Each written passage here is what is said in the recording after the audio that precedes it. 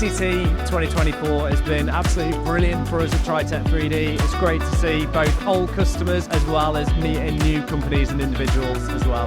The show so far has been absolutely brilliant for us. We haven't stopped, we've been so busy. It's been a really good opportunity to meet up with lots of existing customers, meet some really good potential new customers, and a great opportunity to talk about all the great things that we as a company at US do. I think it's been way busier than we anticipated, and I think the only thing is we wish we brought more people, more samples, more applications to show off. The award ceremony is a great opportunity to celebrate all the great work that's being done globally, just here. Being able to show people new applications, new materials, new machines which can impact their businesses in ways they didn't expect has been a pleasure. We wanted to exhibit here to get our message across around sustainable manufacturing, but also to hear what everyone else was saying in additive manufacturing, particularly around sustainability.